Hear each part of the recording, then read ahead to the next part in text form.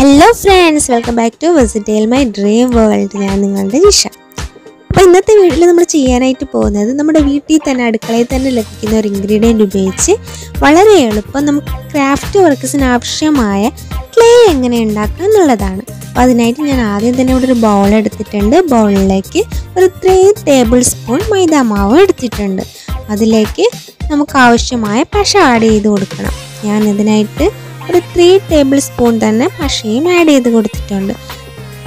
ഞാനിവിടെ ചെറിയൊരു ക്വാണ്ടിറ്റിയിലാണ് ചെയ്ത് കാണിക്കുന്നത്. നമുക്ക് എത്രയാണോ ക്ലേ ആവശ്യം അതിനനുസരിച്ച് നമുക്ക് ഇൻഗ്രീഡിയൻ്റ് ആഡ് ചെയ്ത് കൊടുക്കാം. ഞാനിവിടെ ഈക്വൽ ക്വാണ്ടിറ്റിയിലാണ് മൈദയും പശയും എടുത്തിട്ടുള്ളത്. നമ്മൾ ചപ്പാത്തിക്കൊക്കെ മാവ് എങ്ങനെയാണോ കുഴയ്ക്കുന്നത് ആ രീതി തന്നെയാണ്. വെള്ളത്തിന് പകരം നമ്മളിവിടെ പശ യൂസ് ചെയ്യുന്നതേ ഉള്ളൂ.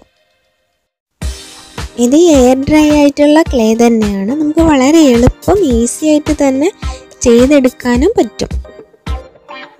സ്പൂൺ ഉപയോഗിച്ച് മിക്സ് ചെയ്ത് ഏകദേശം ഒരു ഈ സ്റ്റേജ് ആകുമ്പോഴത്തേക്കും നമ്മുടെ കൈ ഉപയോഗിച്ചിട്ട് തന്നെ നമുക്ക് അതിനെ മിക്സ് ചെയ്ത് സ്മൂത്ത് ആൻഡ് സോഫ്റ്റ് ആക്കി പരുവപ്പെടുത്തി എടുക്കാം. കൈ ഉപയോഗിച്ച് മിക്സ് ചെയ്യുമ്പോൾ ക്ലേ കയ്യിൽ ഒട്ടിപ്പിടിക്കാതിരിക്കാനായിട്ട് ഏതെങ്കിലും ഒരു മോയ്സ്ചറൈസറോ ക്രീമോ ഉണ്ടെങ്കിൽ കയ്യിൽ അപ്ലൈ ചെയ്ത് കൊടുക്കുന്നത് നന്നായിരിക്കും. ക്ലേ ഇവിടെ റെഡിയായി. അപ്പോൾ നമുക്കത് കടയിൽ നിന്ന് വാങ്ങുന്ന ക്ലേ പോലെ തന്നെ എങ്ങനെ സോഫ്റ്റായിട്ട് യൂസ് ചെയ്യുക എന്നുള്ളത് ഞാനിവിടെ ചെയ്ത് കാണിക്കാം. നമ്മുടെ എല്ലാവരുടെ അടുക്കളയിൽ വളരെ സുലഭമായി തന്നെ കിട്ടുന്ന ഒരു വസ്തുവാണ് മൈദ എന്ന് പറയുന്നത്. അപ്പോൾ അതുപയോഗിച്ച് നമ്മുടെ ക്രാഫ്റ്റ് വർക്ക്സിന് ആവശ്യമായ ക്ലേ വളരെ എളുപ്പം തന്നെ ചെറിയ സമയം കൊണ്ട് തന്നെ നമുക്ക് ഉണ്ടാക്കിയെടുക്കാനായിട്ട് പറ്റും. ഇതൊരു എയർ ടൈറ്റ് ആയിട്ടുള്ള ബോക്സിൽ അടച്ച് സൂക്ഷിച്ചു കഴിഞ്ഞാൽ നമുക്ക് പിന്നീടുള്ള ആവശ്യത്തിന് ഉപയോഗിക്കാം.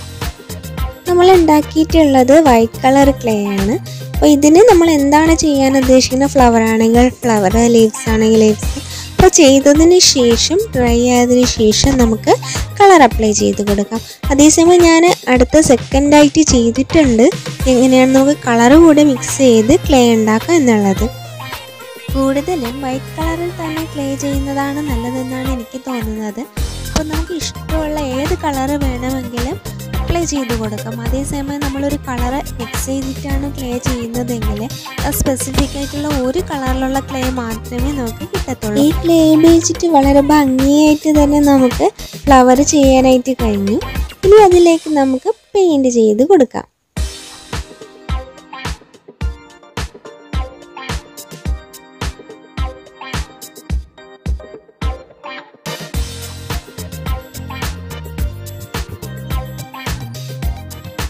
ഇതിൽ ഞാൻ ചെയ്തിട്ടുള്ളത് നമുക്ക് കളർ കൂടെ മിക്സ് ചെയ്ത് എങ്ങനെ ക്ലേ ഉണ്ടാക്കുക എന്നുള്ളതാണ്. അപ്പോൾ ഞാനിതിൽ മുമ്പ് ഫോളോ ചെയ്ത സ്റ്റെപ്സ് അതുപോലെ തന്നെയാണ് ചെയ്തിട്ടുള്ളത്.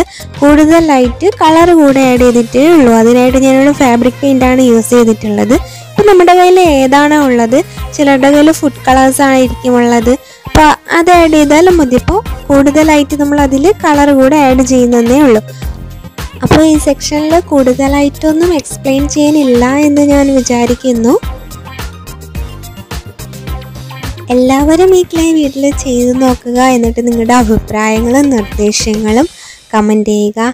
നിങ്ങൾക്ക് സംശയം എന്തെങ്കിലും ഉണ്ടെങ്കിലും കമൻറ്റ് ചെയ്യാം. പിന്നെ നിങ്ങൾ ആദ്യമായിട്ടാണ് വീഡിയോ കാണുന്നതെങ്കിൽ മറക്കാതെ തന്നെ കൂടുതൽ ക്രാഫ്റ്റ് വീഡിയോസിനായിട്ട് എൻ്റെ ചാനൽ സബ്സ്ക്രൈബ് ചെയ്യുക. ഞാനിപ്പോൾ എല്ലാ വീഡിയോസിനും എക്സ്പ്ലെയിൻ ചെയ്തിട്ടില്ല. അപ്പോൾ നിങ്ങൾക്ക് എല്ലാ വീഡിയോസിനും എക്സ്പ്ലനേഷൻ ആവശ്യമാണ് എന്നുണ്ടെങ്കിൽ അത് മറക്കാതെ തന്നെ കമൻറ്റ് ചെയ്തേക്കുക.